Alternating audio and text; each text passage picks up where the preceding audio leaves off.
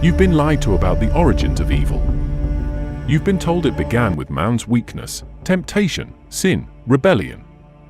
But the Book of Enoch tells a story so dark, so forbidden, that it turns the entire idea of divine order upside down. This isn't about humans falling from grace. This is about angels, celestial beings, who broke the cosmic code. Beings who descended from the heavens, not to save, but to corrupt. The Watchers. The ones who watched too long, wanted too much, and brought chaos to creation itself. The sky tearing open, divine beings stepping down onto the mountains of earth. They weren't spirits anymore. They took bodies. They took wives. They made pacts sealed in blood. They weren't supposed to. They knew the laws. But they looked at humanity and said, "We can rule this world." The Book of Enoch doesn't whisper this, it screams it. These weren't demons. These were the angels who used to guard heaven. And what they did here made the Creator unleash the flood itself. You've heard of the Nephilim, the giants, the titans, the monsters of ancient lore. You've seen the watered-down versions, the fairy tales, the censored myths. But Enoch exposes what those creatures really were, the offspring of rebellion. The hybrid result of heaven colliding with flesh. They weren't blessed, they were abominations. Creatures too powerful for earth, too impure for heaven. They consumed everything, animals, people, even each other. Their hunger was endless, their size unnatural, their knowledge forbidden. And it all started because angels couldn't resist the daughters of men. This isn't a love story. It's a mutiny. 200 watchers, led by a being named Simjaza, swore an oath together, an unbreakable pact to descend, to take what was forbidden, and to teach what was never meant to be known. One of them, Azazel, went further than the rest. He taught humans how to forge weapons, how to make swords, shields, armor, the science of death. Another taught enchantments, another taught the beautification of the face, turning innocence into vanity. Others revealed astrology, the secrets of the stars, the mechanics of the heavens. Humanity wasn't supposed to wield that power. But once the gate opened, it couldn't be closed. The Book of Enoch lays it out like a classified report from the dawn of time. A cosmic scandal. The very beings meant to keep order became the first rebels. Not in hell, in heaven. And here's what nobody tells you, their fall wasn't about pride like Lucifer's. It was about desire, about possession, about the hunger for creation itself. They didn't just want worship, they wanted to play God. So they created life. Twisted, unnatural life. The Nephilim were their children, and their existence tore the balance apart. The earth cried out. The blood spilled was too much. Now picture this, Enoch, a mortal man, the 7th generation from Adam, living among chaos. Giants destroying the land, humanity corrupted, angels trapped in flesh. And out of nowhere, his chosen, not a priest, not a prophet, a witness. The Watchers beg him to intercede for them, to plead their case before the Creator. Imagine that, celestial beings begging a man to speak for them. The hierarchy inverted. The mighty on their knees before mortal dust. That's how far they fell. When Enoch ascends to deliver their plea, is shown what no human had ever seen, the machinery of divine justice. The chambers of the heavens, the prisons of light and fire, the thrones that judge eternity. He sees where the fallen are being prepared for judgment, chained in the valleys of the earth, wrapped in shadows, bound until the final reckoning. The Watchers who once shone like stars are now screaming beneath the mountains. The Nephilim, their half-breed children, are slaughtered by the flood. But their spirits? They don't die. They roam the earth. They become the wandering spirits, restless, feeding off the living. That's where the ancient concept of demons was born, not from hell, but from the corpses of giants. Think about that. Every religion after tried to simplify it, heaven good, hell bad, humans in the middle. But Enoch shows a far more disturbing map. Heaven isn't pure order. Hell isn't the only prison. The corruption started in the sky. The teachers of light became traffickers of knowledge. And what they gave humanity was power, the kind of power that brings civilizations to life and then burns them down. They handed over metallurgy, enchantment, cosmetics, weaponry, astronomy. They handed over science without wisdom, technology without restraint, creation without morality. The Book of Enoch doesn't sound like holy scripture, it reads like a forbidden record of cosmic rebellion. Every line drips with defiance. They saw the daughters of men, that they were fair, and they took them wives, all of whom they chose. That single act, that crossing of divine boundary, unleashed an era of chaos that forced God's hand. That's why the flood happened. Not because of humanity's sin alone, but because the very structure of creation had been infected. The DNA of heaven mixed with the dirt of earth. Now imagine the arrogance of those beings. Azazel standing atop a mountain, showing men how to shape iron into blades. Semjaza whispering forbidden names to unlock storms and seasons. The earth itself trembling under the weight of their hybrids. The Nephilim walking across lands like walking cathedrals of bone and muscle.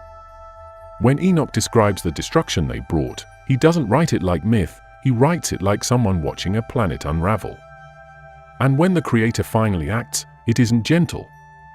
The Watchers are thrown into pits of darkness, bound with chains of eternal fire, buried beneath the ground they once walked as gods. Azazel is singled out, cursed, condemned, and buried in the desert under jagged stones, covered by darkness forever. The flood comes, not just to wipe humans clean, but to reset reality. It's not about moral punishment, it's about cosmic sterilization. The infection had to be burned out of the system. The irony is brutal. Angels came down to teach humanity perfection and ended up teaching destruction. They came down as watchers, but they watched their own creations devour the earth. Their curiosity became apocalypse. And Enoch? He's left standing as the only man who saw the beginning and the purge, the teacher and the executioner, the light and the fall. He's the only human who knew that heaven isn't what we think. For centuries, the story was buried, banned, erased from official scripture. It was too dangerous, too revealing. Because if people knew this version, if they knew that divine rebellion didn't start with Satan but with angels who wanted love, knowledge, and control, the entire architecture of blind obedience would collapse. The Watchers weren't evil by design. They were curious. They broke commandment to explore creation. But that act, that desire to cross the line, turned paradise into a battlefield. What happened to Enoch after the chaos of the Watchers wasn't divine reward, it was an abduction into the structure behind creation. This man didn't die. He vanished. Taken. Removed from the timeline of humanity because he had seen too much. The book of Genesis says it clean and short, and Enoch walked with God, and he was not, for God took him. But the ancient Enochic texts describe what that really meant. He was taken alive into another dimension of existence, dragged into the machinery of heaven itself, through layers of light and terror, into a cosmic architecture that no human was ever meant to witness. This isn't some Sunday school fairy tale. This is a report from a man who was shown how reality operates. Enoch describes being lifted by storm, by light, through multiple heavens. Not one, not 3, 10. Each one stranger, heavier, more overwhelming than the last. He talks about lightning beings, rivers of fire, walls of crystal that move like living organisms, voices of thrones that speak in harmonics, not words. He isn't being blessed. He's being shown the control room of existence. And what he sees there destroys every simple version of heaven people have ever imagined. There's no harp, no clouds, no golden city. He describes it like a living machine. He's escorted by beings made of fire and eyes. He hears thunder speaking in mathematical patterns. He's handed over to a recording angel who commands him to write what he sees, to inscribe the codes of creation. This is where Enoch stops being a man and becomes something else, a scribe of the universe. A witness to the internal design of divine law. He's shown the cosmic blueprint. The motion of stars, the structure of the firmament, the way light is stored and released, how seasons are programmed, how the flow of time bends around divine will. Every layer of the heavens has a purpose, a frequency, a function. It's not random, it's engineered. This is why the ancients called Enoch the builder of calendars, the keeper of time. Because he saw the equations behind the sky. He saw the math of God. Now imagine what that does to the human brain. This man was born into dust, living among primitive tribes, and suddenly he's standing in front of mechanisms of creation that operate like divine technology. He's told to record it all. The thickness of the air, the measure of the sun's circuit, the chambers of the winds, the keys of the stars. He sees the storehouses of thunder and snow, metaphors for systems of energy distribution. He's shown how the luminaries move not by chance but by command. The stars are soldiers, each one given orders. Enoch watches the protocols of reality unfold. But there's something more chilling beneath it. Enoch realizes the universe isn't peaceful. It's militarized. Every level of heaven has guards, watchers, and zones of punishment. He sees angels in confinement, not fallen, imprisoned. He sees massive cells of flame holding the rebels who broke cosmic law. And he's told, this is where the watchers are judged. They were once radiant beings, but now they're chained in light that burns forever. He sees the tribunal, the thrones of judgment, elders of unimaginable size, surrounded by fire that doesn't consume but purifies. When Enoch speaks about God, it's not gentle reverence. It's shock. He describes this head of days, a being of impossible magnitude, whose face is not seen, whose robe is light itself, whose eyes are rivers of fire. He says when that being rises, entire heavens tremble. Mountains collapse. Oceans respond.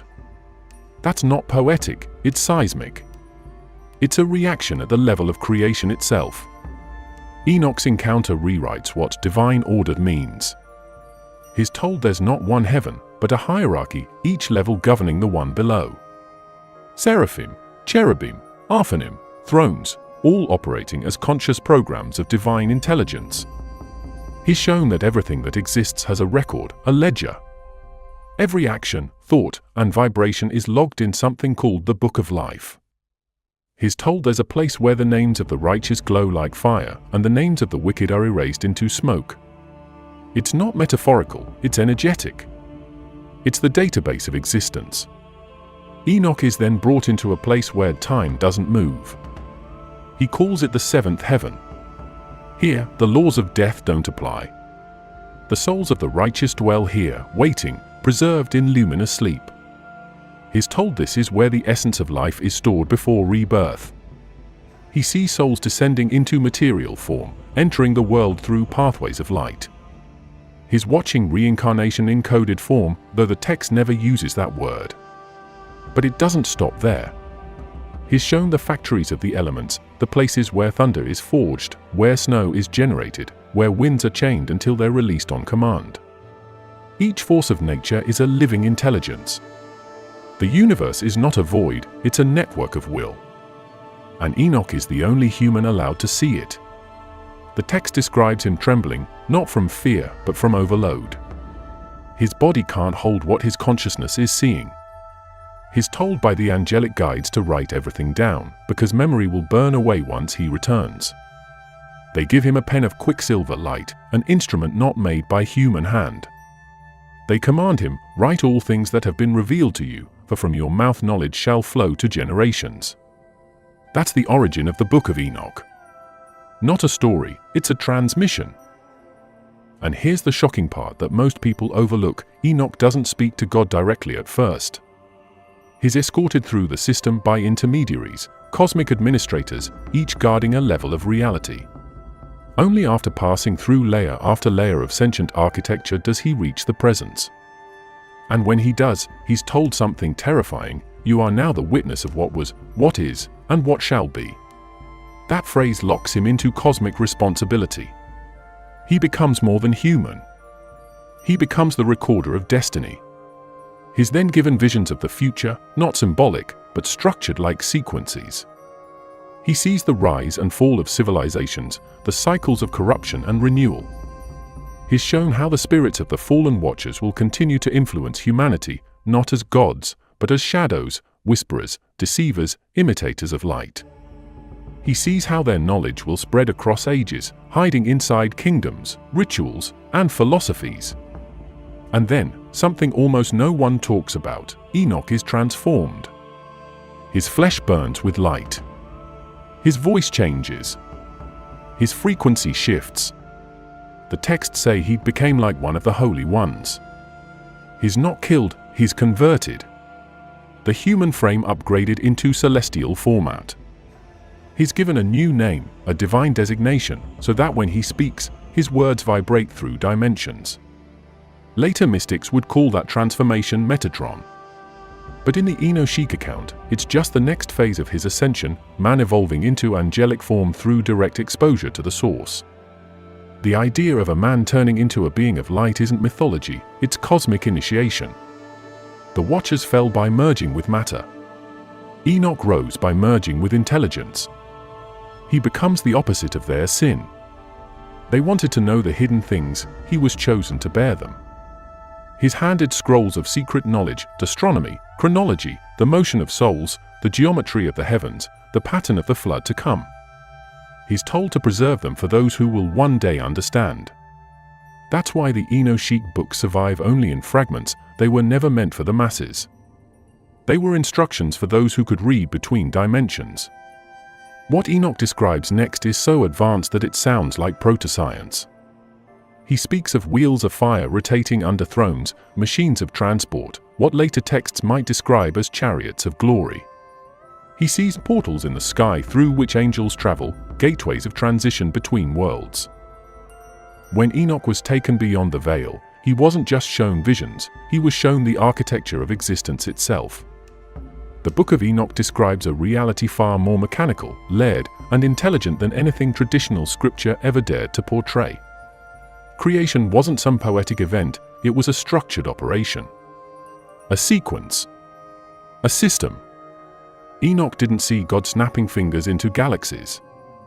He saw how light, matter, and consciousness were engineered into being.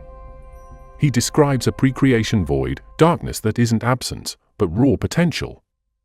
From that depth, command flows. Light is summoned, not born. Sound becomes the instrument. The vibration of command transforms the unformed into geometry.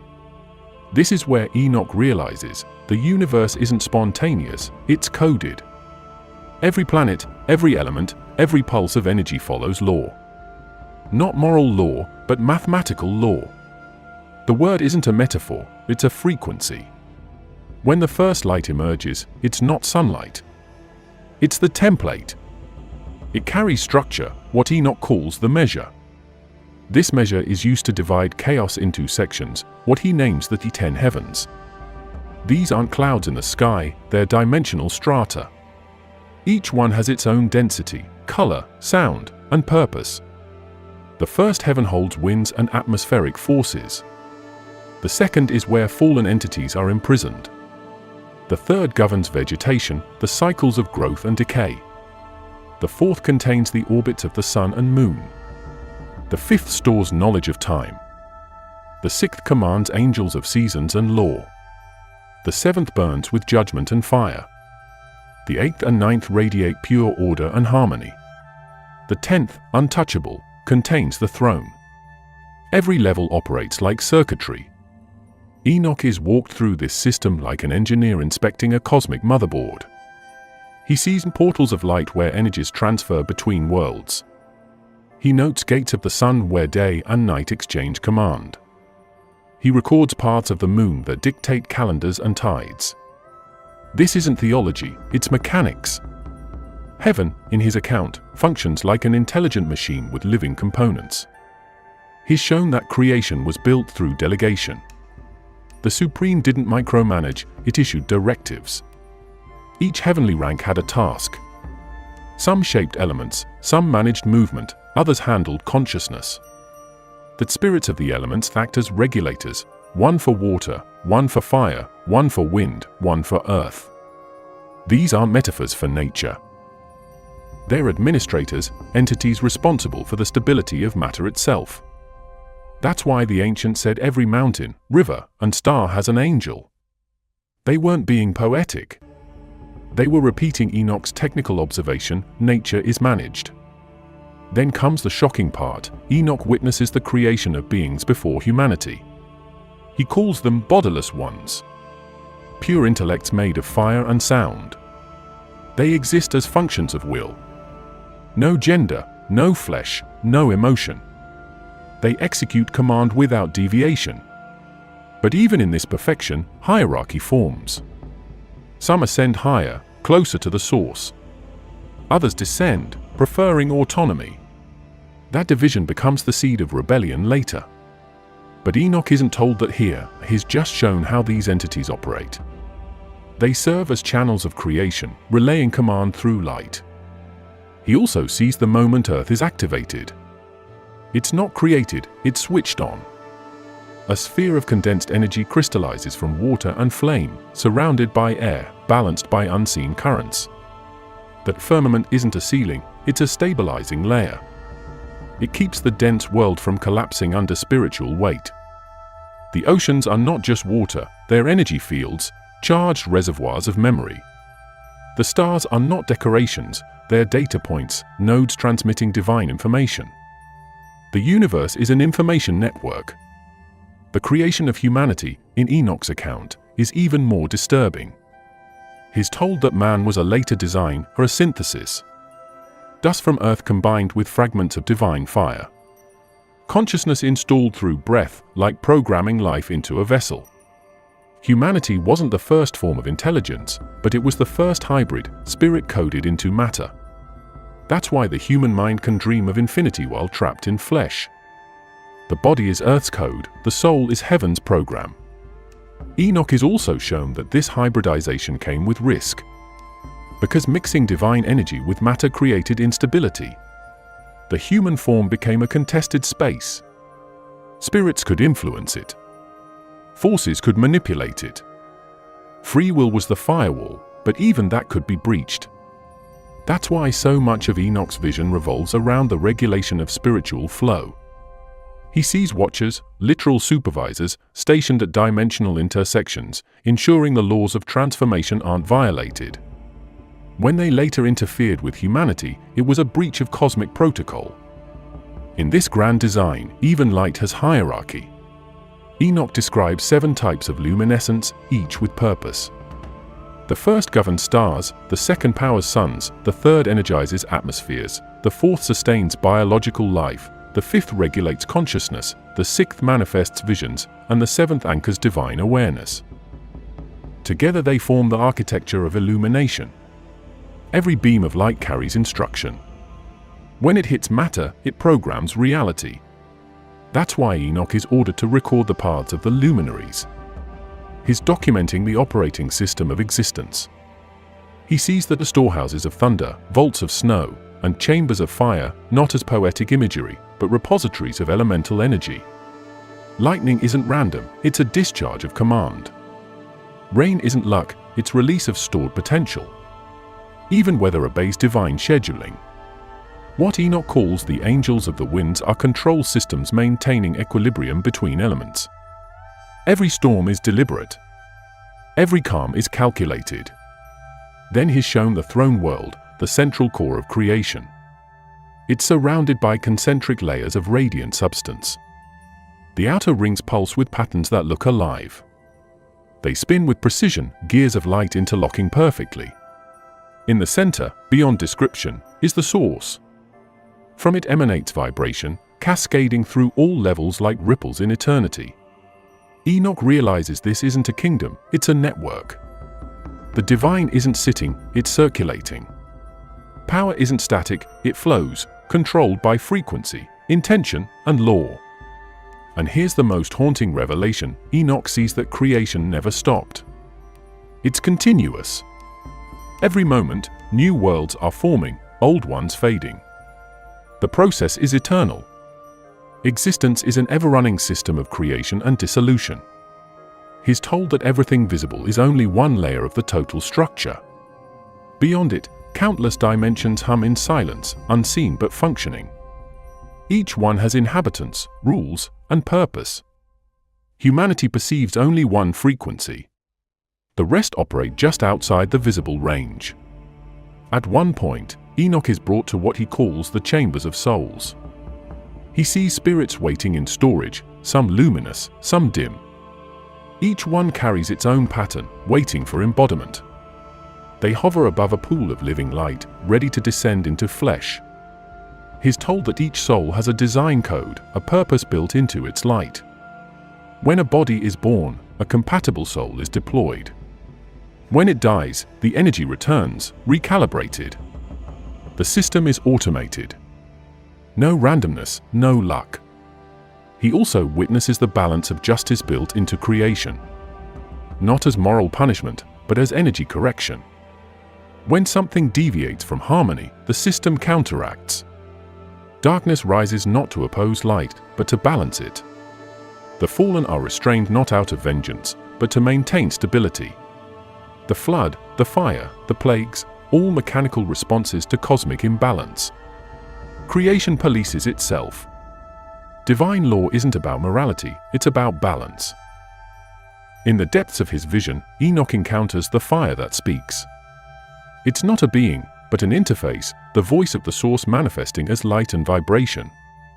It tells him every motion, every sound, every spark returns to its origin. That's when Enoch understands the cycle. Creation is the outward flow, dissolution is the return. Everything oscillates between existence and absorption. The universe breathes. He's then led into the halls of measurement, spaces filled with rotating glyphs, spheres of calculation, entities shaped like equations. They chant in geometric patterns, maintaining cosmic order through sound. Every number vibrates. Every form resonates. Matter itself is sustained by this ongoing music of law. Enoch calls it the song of creation. It's not symbolic, it's literally what keeps the universe from collapsing. When judgment comes in the Book of Enoch, it's not symbolic, it's systemic. The universe reacts like a machine purging infection. The Watchers violated the operating law of creation, and the system moved to neutralize the corruption. What unfolds isn't some angry deity hurling wrath from the clouds, it's the protocol of reality executing divine quarantine. Every action they took, every secret they revealed, every hybrid they spawned, triggered a chain reaction that destabilized existence itself. Enoch is brought to witness that process. The scene opens with chaos. The earth shakes, the sky fractures, and oceans rise like they're alive. The hybrid offspring of angels and humans, creatures too powerful, too unstable, begin devouring everything. They turn on each other. They consume life itself. The Book of Enoch describes it as a world consumed by hunger. The Nephilim are no longer conquerors, they're glitches in the matrix of creation, eating until reality itself screams. The land bleeds. The waters rot. Humanity's cries merge with the thunder of destruction. And above it all, the Watchers watch, unable to stop what they started. When Enoch is summoned again, it's not by angels this time, it's by the voice of command. He's ordered to record the final decrees. He hears that the time for mercy has ended. The Watchers are sentenced. Their children will be destroyed. Their knowledge erased. Their names struck from the registry of light. The rebellion that began as curiosity ends as a cosmic catastrophe. He's shown the angels of punishment, entities that never appear in any comfortable version of Scripture. They aren't demons. They are enforcers of divine equilibrium. They descend like storms of light, faceless, mechanical, precise. Enoch describes how they bind the Watchers, not metaphorically but literally, chains of radiant energy locking them into the caverns of the earth. These aren't human chains, they're frequency restraints, holding beings of light in compression fields beneath mountains. The fallen scream, not in pain, but in distortion. Their voices break across layers of reality like feedback from dying stars. Azazel, the one who revealed forbidden weaponry and vanity, is singled out. His punishment is unique. He's buried in the wastelands, bound in eternal darkness, cut off from the energy of heaven. His consciousness is left awake. That's the ultimate torment, immortal awareness trapped in silence. The sands become his prison, and the desert becomes the scar of his fall. Enoch sees it unfold, watching how the power that once built civilizations now lies buried under the weight of divine correction.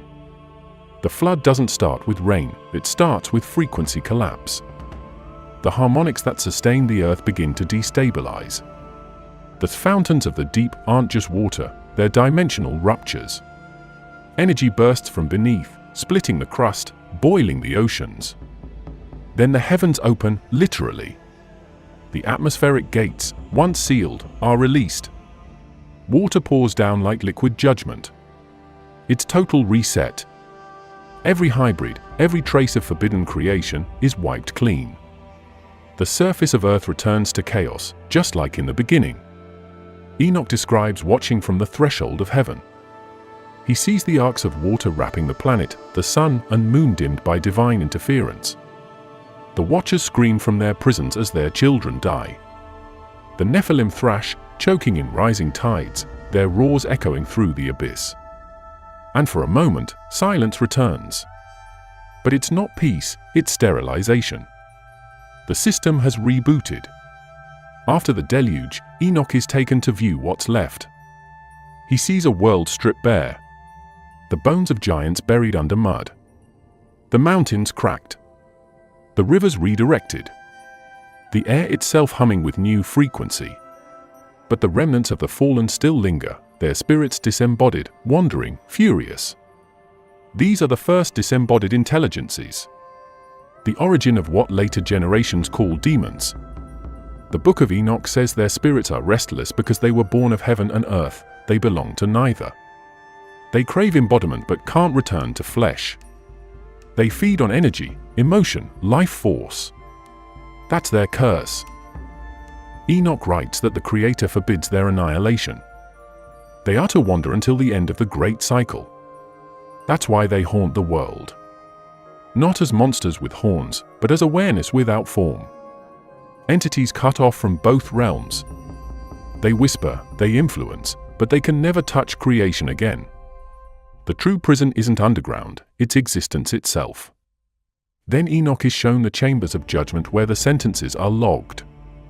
He sees massive tablets glowing with inscriptions of energy, records of law, history, and consequence. Every being has a file, a code, a destiny.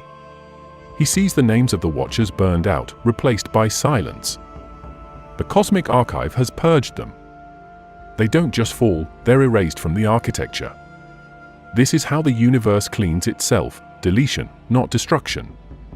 In one of his most detailed visions, Enoch sees the 7 mountains of metals where the Watchers are entombed. Each mountain is a different alloy: iron, copper, silver, gold, lead, tin, and a 7th substance that glows with no name. Within each, the fallen are confined in stasis. They can't die. They can't move. They can only wait. Time passes differently there. 1 day equals 10,000 human years. Enoch is told that their chains will remain until the final reconfiguration of the system, when balance demands release or annihilation. He's also shown the angelic commanders assigned to maintain these prisons. They're not soft beings of light, they're described as armored, colossal, carrying instruments of containment. They inspect the caverns, ensuring the restraints hold. The sight terrifies Enoch. Not because of cruelty, but because of precision. Every aspect of creation, even punishment, follows law. Nothing is arbitrary. The rebellion didn't just break rules, it broke function. And this is the repair. Then Enoch witnesses the rewriting of the Earth's grid. The axis shifts. The magnetic currents realign. The orbits of the luminaries are recalculated. The sun's path is adjusted to stabilize time again. He's told this is why the new world will no longer have the same lifespan as before. The flood didn't only cleanse, it altered the system's settings. Lifespans shorten, energies densify, access to higher realms closes. The gate between dimensions seals. What's left of the pre-flood knowledge disappears. The arts of the Watchers, astronomy, metallurgy, sorcery, fade from memory. What survives becomes distorted legend. Humanity begins again, ignorant but stable. The age of direct communication between heaven and earth ends. Enoch records all of this, not as prophecy, but as engineering documentation. The reboot of creation logged through human eyes. He's then shown one final vision, the field of bones. The remains of the Nephilim, buried deep in the strata of the earth. Their skeletons emit faint luminescence, reminders of their half-divine nature. The angels of punishment stand guard over the site, ensuring no spirit attempts resurrection. Enoch is told their re-emergence would destabilize the world again. So they remain, monuments of corruption sealed beneath time. But there's one anomaly. Enoch sees fragments of their essence rising as mist, reabsorbed into the atmosphere. Those fragments will later influence human dreams, myths, and religions. Every culture that speaks of gods mating with mortals, of giants, of flood, of forbidden wisdom, it all traces back to these echoes. The flood erased their bodies, but not their imprint. And in the middle of that post-flood silence, Enoch hears the voices of the surviving angels speaking to the Creator. They ask, will the earth rise again? The answer is simple, the law stands. The balance restores. Creation doesn't stop, it resets. The Watchers remain locked, their children's souls roam, humanity rebuilds. The system continues. After the flood, the Book of Enoch doesn't fade, it vanishes deliberately. What you're looking at here isn't the disappearance of a manuscript. It's a purge. A controlled deletion of knowledge that was never supposed to survive the reset. The power structure that emerged after the catastrophe needed control, order, hierarchy, obedience. And the Book of Enoch was the one document that broke all three. It didn't fit into the sanitized version of creation that priests and scribes were building. It made heaven look mechanical, angels look fallible, and humanity look aware. That's why it had to be buried. You don't burn fairy tales. You erase what threatens the architecture of belief. The first major erasure begins in the early religious councils. The Enochian writings are labeled too dangerous, too unclear, too mystical. Translation, too independent. It taught that man could access divine knowledge directly, that no priest or temple was required. It described heavenly operations in technical terms, not symbolic ones. It spoke of law, code, and energy, not worship. That makes it heresy. The early canonizers saw the risk if humanity believed that angels could fall, that humans could rise, and that divine law was mechanical rather than moral. The entire concept of religious control collapses. So, they cut it. Officially excluded. Silenced. The same pattern every age repeats: erase the text, preserve the system. But the Enochic current didn't die, it went underground. It slipped through Ethiopia, hidden in GEZ manuscripts. It reappeared in the hands of Jewish mystics who saw in it something deeper than religion, a manual for decoding heaven. Centuries later, it resurfaces in fragments among the Dead Sea Scrolls. That discovery blew holes in the timeline. It proved that Enoch was older than much of the accepted canon, not a late invention but a foundational cosmology. Those caves held pieces of the original system, testimonies of watchers, maps of the heavens, prophecies encoded in astronomical data. Scholars tried to categorize it, to domesticate it, but it refused to fit. The Book of Enoch was the black box of prehistory, still humming after the crash. What makes it so volatile is its relationship to other sacred texts. The Epistle of Jude in the New Testament directly quotes it. That means it was still considered scripture during early Christian development. Yet later, it vanishes, no debate, no compromise. It's deleted from the Western canon, preserved only in the Ethiopian Orthodox Church. Think about that. One of the earliest Christian communities keeps it sacred while Rome buries it. You can trace the politics in the paper trail. The structure of Enoch's work is unlike anything else. It's not a moral treatise, not a hymn, not a prophecy. It's a report. It contains sections detailing cosmic law enforcement, time measurement systems, dream archives, and descriptions of interdimensional entities. It reads like classified data. And that's the problem. Religion needs mystery to survive. Enoch explains too much. It names the machinery. It exposes the protocols. It tells you who runs what, when, and how. It gives blueprints, not metaphors. The early theologians understood the danger immediately. If people believed in a structured cosmos where divine power could be studied, mapped, or even understood, they'd stop worshipping, they'd start investigating. Enoch turns faith into science. It turns revelation into access. It turns gods into systems. That's not faith, that's rebellion. As it spread underground, the Enochian texts became the backbone of esoteric traditions. Gnostics saw it as proof that the visible creator, the one worshipped as the supreme god, wasn't the ultimate source. The Enochic version of creation supported their cosmology of hidden rulers, layers of deception, and false divinity. They pointed to the Watchers and said, "Here's your proof that heaven is compromised.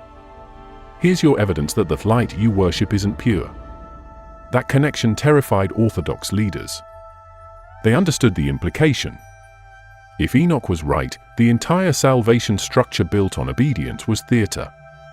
By the time Rome consolidated its canon, every copy of Enoch that wasn't buried or carried by mystics disappeared. Yet traces of it echo through later mystical literature.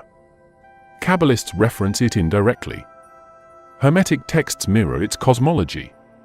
Even Islamic esotericism hints at its lineage through the transformation of Enoch into Idris, the prophet who ascended without death and became the keeper of celestial knowledge. The idea survives even when the name is removed. This is where the narrative gets sharper. The so-called Book of Giants, discovered among the Dead Sea Scrolls, extends Enoch's material. It fills in missing data, names of the hybrids, their internal wars, their psychic communications, their collapse. It's the biological side of the story. It describes how these half-divine beings, part matter, part energy, began experiencing breakdowns, psychic and physical. They start consuming everything, not out of hunger, but as a malfunction. They're described as broadcasting their agony across realms. That detail changes everything. It implies that the destruction of the pre-flood world was as much a containment effort as a moral one. The entire ecosystem went insane. You'll also find that later apocryphal books, like Jubilees, restructure the Enoch story, sanitizing it for public use. They retain fragments, the Watchers, the Nephilim, the Flood, but strip the technical language and replace it with moral packaging. They turn cosmic regulation into divine wrath. They swap machinery for judgment. That's the censorship process in motion. Simplify the divine, humanize the cosmic, and keep the masses obedient. The fragments that survived in Ethiopia preserve a rawer tone. They describe Enoch's conversations with beings called luminaries, who regulate celestial order. These dialogues aren't prayers, they are transactions. He's shown how calendars are built from stellar alignments, how energy flows govern cycles of fertility and decay, how time itself can be measured through light angles. This isn't mythic prose, it's physics disguised as prophecy. That level of sophistication doesn't belong in the Bronze Age narrative of shepherds and kings. That's why it was rewritten as metaphor. There's another element that gets lost in mainstream religion, the Enochian idea of watchers who remain. After the rebellion, not all watchers fell. Some stayed loyal, some observed neutrally, and some hid among humanity as silent recorders. The text describes them as eyes of God in flesh, unseen observers whose only task is to witness and report. It suggests that the monitoring system of heaven still operates, always watching, never interfering, documenting humanity's evolution for reasons unexplained. That concept, stripped from the canon, survives only in esoteric traditions as the notion of secret keepers, unseen witnesses, the watchers above the watchers. When you realize how much of the world's mythology echoes Enoch, you start to see the erasure pattern. The Greek Titans, the Sumerian Apkallu, the Hindu Devas, all share the same template, divine beings interfering with humanity, punished by floods or fire. The stories are variations of one suppressed source.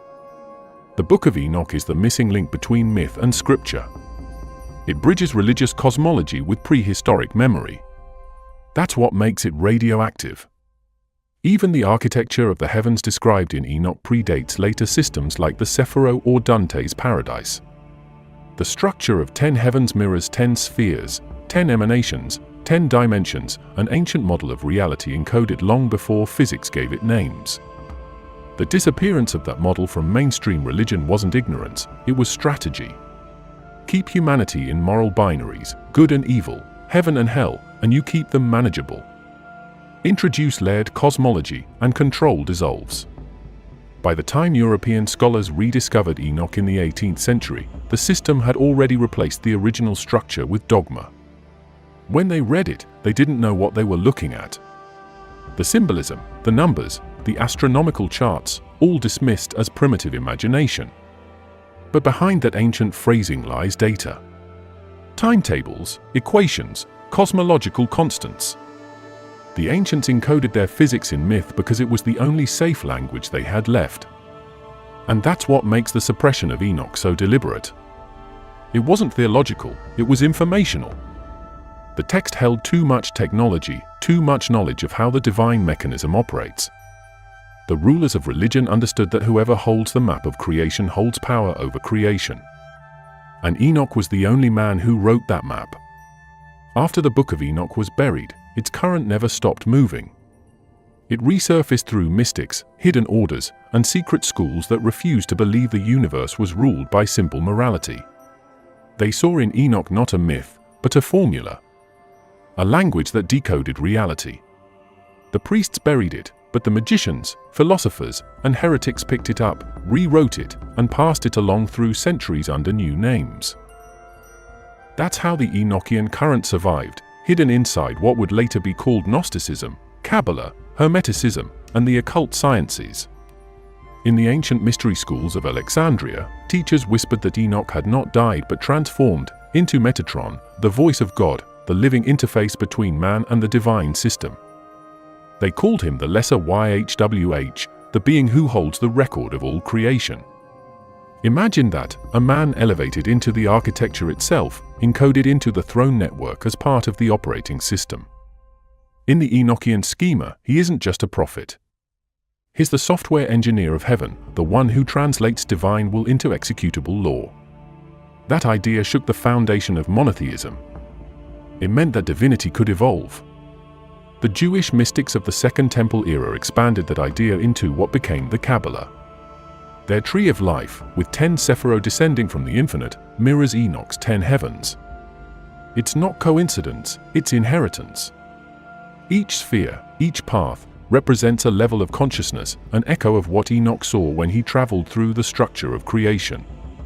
The Kabbalists simply adapted it into a map of the soul, a psychological architecture rather than a cosmic one. The same pattern, just refracted inward.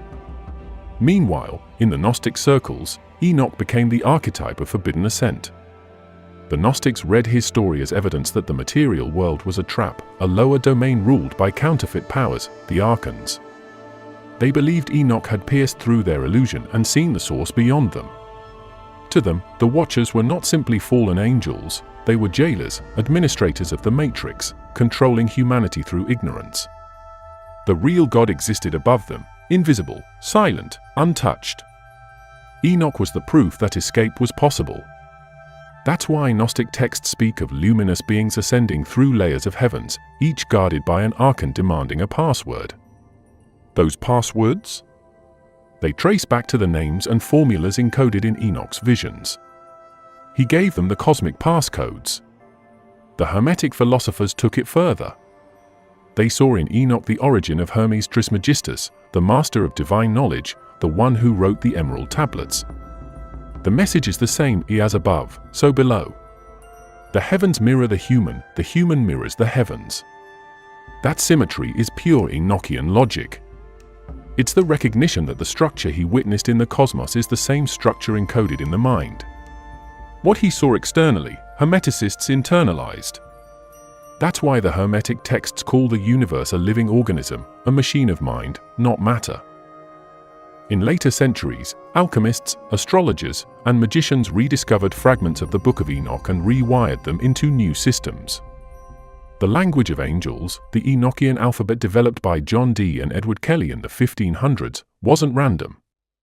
They claimed it came from direct communication with entities of the higher spheres, the same type of beings that taught Enoch himself.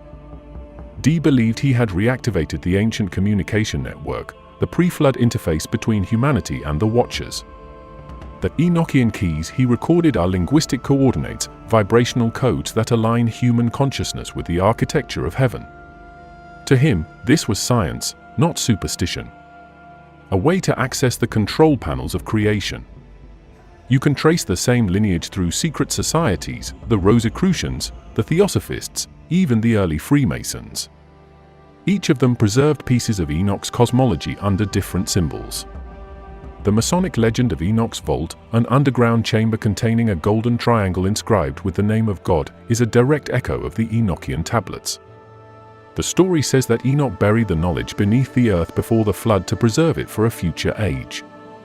Every initiate who seeks that lost word is reenacting his journey, descending into darkness to recover the light of forbidden knowledge.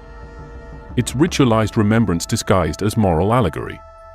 In Islamic mysticism, Enoch reappears as Idris, the prophet who ascended into heaven alive. The Quran describes him as a truthful one raised to a high station. The Sufi interpretation goes deeper. Idris is the archetype of the human intellect merging with divine intelligence. The transformation from Enoch to Idris to Metatron forms a triad, a complete evolution from man to messenger to mechanism. Every stage represents a deeper union with the source. The mystics read this as a map of spiritual physics, not theology. What makes this thread so dangerous across traditions is that it strips away external worship. The Enochian legacy teaches participation. It tells humanity the divine isn't an object of faith, it's a system you can access. That's the subversion. That's why it survived only in secret. Once you know the structure, the middlemen lose power. Priests, kings, institutions, they become irrelevant. The Book of Enoch handed humanity the interface to its own divinity.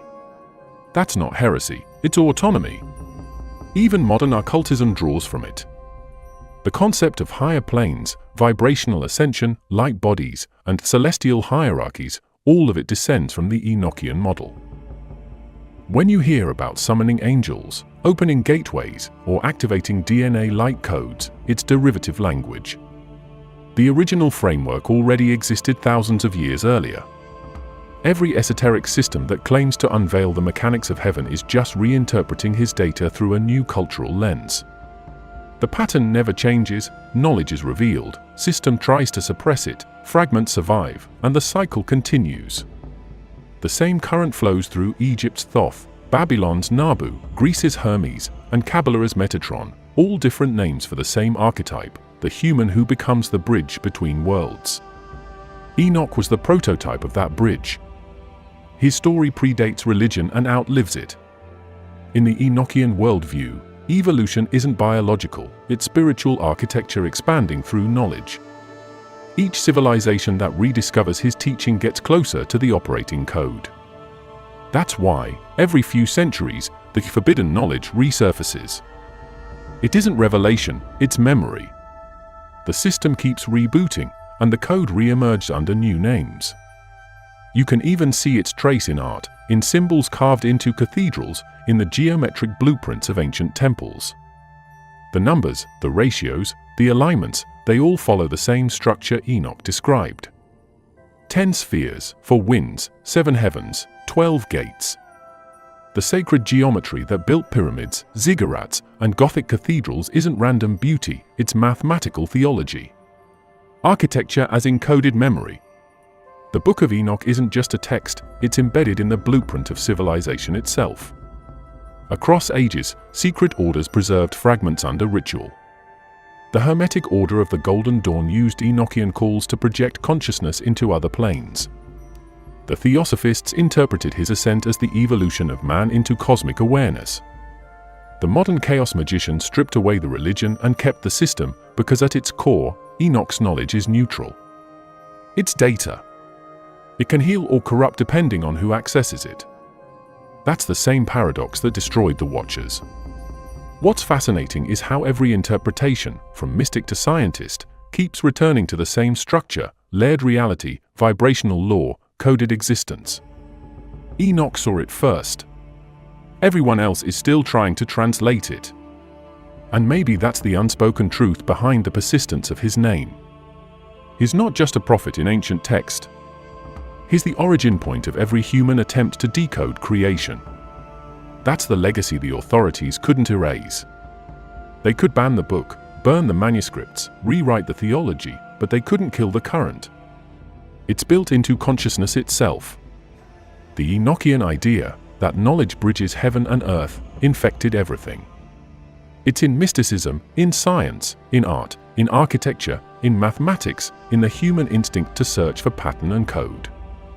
So when people talk about the mystery of Enoch, they're not just talking about a man who ascended. They're talking about the seed of rebellion that never died, the knowledge that consciousness itself can access the divine mainframe. That's why the story keeps coming back. Because every civilization eventually reaches the same question: what if the gods were not rulers, but engineers? What if creation is not worship, but design? That's the thread Enoch left behind, a map disguised as myth, a technology encoded in scripture, a secret that refuses to stay buried. It's the silent connection running beneath all religions, all mysteries, all sciences. The story that says, if man can see beyond the veil, he becomes part of the architecture itself. Thank you for watching this deep exploration of the Book of Enoch's hidden current and the legacy that shaped every ancient mystery we know.